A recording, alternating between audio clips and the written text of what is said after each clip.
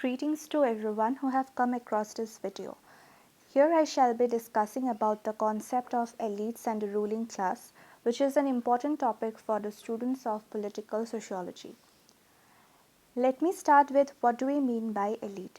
In a very simple sense, elite means a small number of people, or what we can call a minority, who occupy a topmost place in the social structure and have a influence over the social and political change. Not just this, but they also hold a huge amount of wealth, privilege, political power, and skill, which is not in proportion to the majority or the common people referred to as the masses. Here I have picked up a definition by William Domhoff, who stated that elite is a mechanism that allows social mobility within the ruling group, and it is also a means of co-opting bright people through membership in elite institution and through education. So we have come to know that the study of elite is nothing but the study of power and inequality, where all the resources, be it political, economic, social or cultural, everything is concentrated in the hands of a few. Now having known this, we can proceed further with the concept. Let us now look into the types of elite. Firstly, let us look into the economic elites. So as the name suggests, these are the small number of people who have a dominant hand on the economic affairs, and they control the means of production and distribution. Here we can take the example of the Ambanis and the Adanis. Also we need to understand that it is on the basis of the economic power that political power is ensured, and they both are interlinked. This economic approach to elitism was introduced by the American philosopher James Burnham. The next type of elite which we are going to discuss is the ruling elite, introduced by the Italian economist and sociologist Vilfredo Pareto. He divided elites in two classes, that is the governing elite and the non-governing elite. Now what is governing elite? They are the people who plays an important role in the functioning of the government. Let us take the example of a prime minister or a president of a country here. So Pareto further divides this governing elite into foxes and lions. Foxes and lions, they are nothing but the ways of governing by the elites. We shall discuss this in detail after some time while dealing with Pareto's elite theory. Coming back to the other type of elite that Pareto talked about, it is the non-governing elite. These are the elites who do not take part in administration activities, but they somehow influence it. Here we can take the example of businessmen, some celebrities or writers. The next type of elite is power elite. It is a concept which has been put forward by C. Wright Mills. In this type of elite, Mills is focusing upon institutions rather than individuals. Power elite are those who occupy the topmost position in institution where rule and power is essential to possess elitism.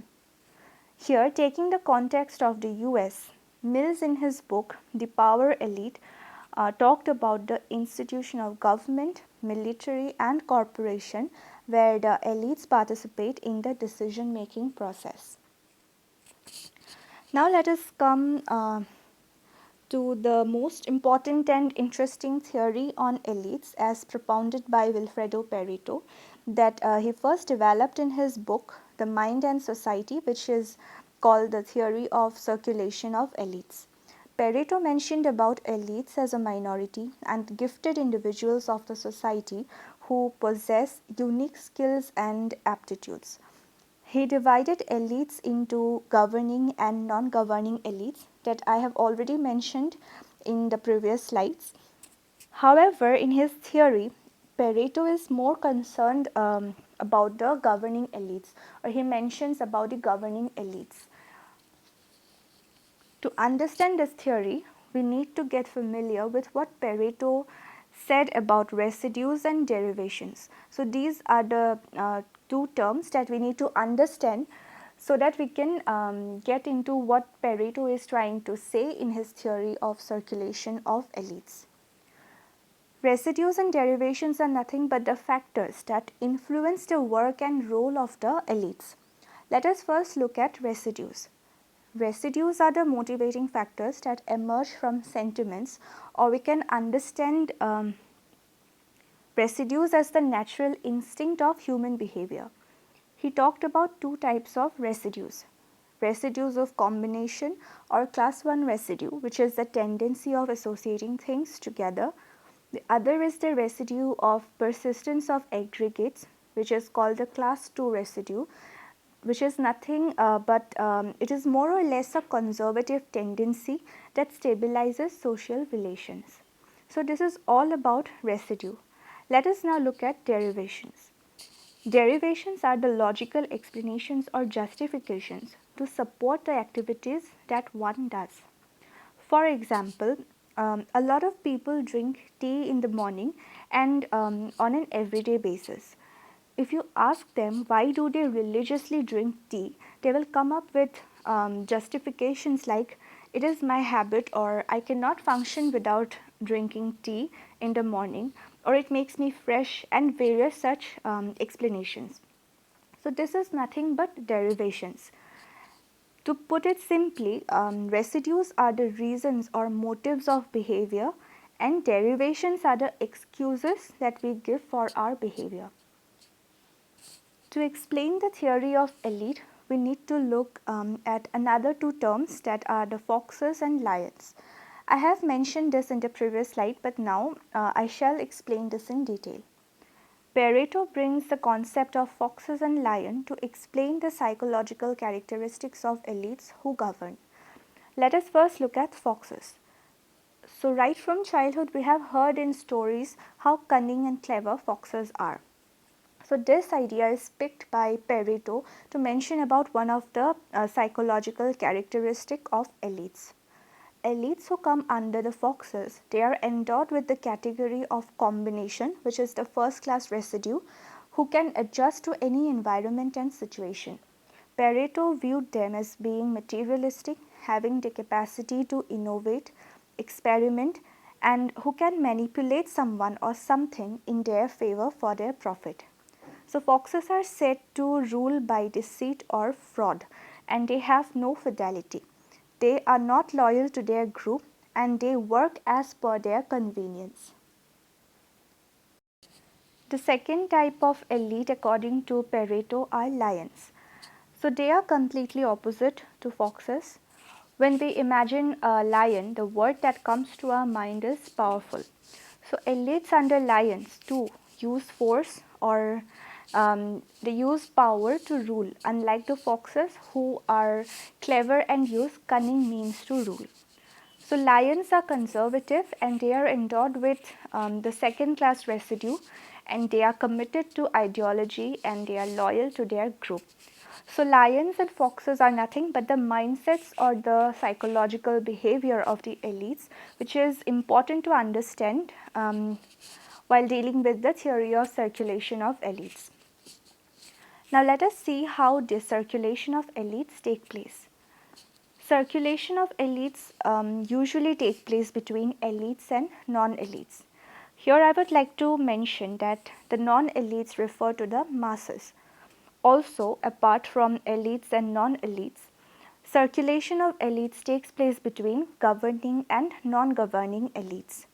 So, this circulation either takes place gradually when the society moves across phases with its elite and non-elite members, or it takes place abruptly through violence where the elites are overthrown by another group of people to take the elite position. It is also possible that the non-elite groups can join the rank of elites over a period of time. So, this process occurs over time and space like a cycle when one group is replaced by the other. Pareto observes this to be quite common in all societies. In this process of circulation of elites, Pareto said that the elite groups either rule like foxes or they rule like lions. Here is a famous saying by Pareto that History is the graveyard of aristocracy, which is necessary to mention in the context of circulation of elites.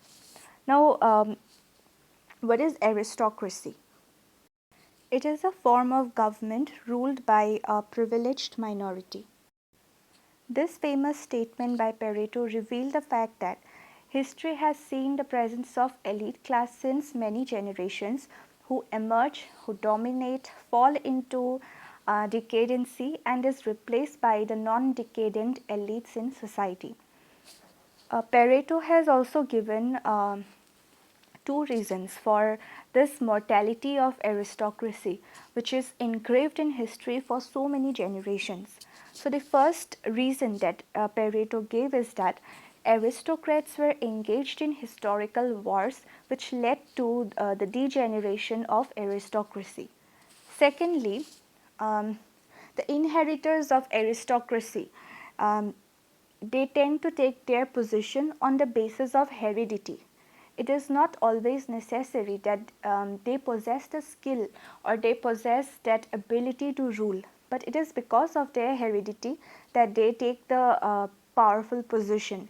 And because of that, because of insufficient ability to govern their kingdom, the aristocracy fails. So, these aristocracies emerge, they dominate, and then they fall into decadence, and they are finally replaced by some other elite groups. So, this is the theory of circulation of elites according to Pareto.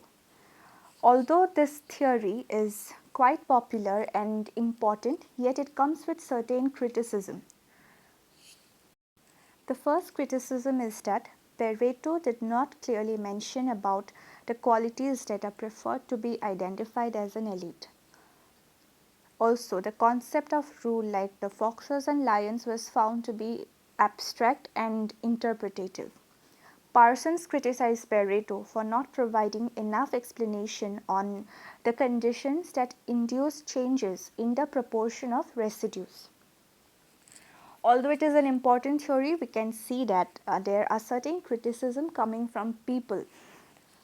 But in conclusion, we can say that elites and this theory of circulation of elites by Pareto is ever present in the society. I mean, the circulation of elites, which Pareto has mentioned, it is ever present, and this theory is undoubtedly an important contribution to sociology, which becomes essential for us to study while understanding elites. So, with this, I have come to the end of the lecture. Thank you.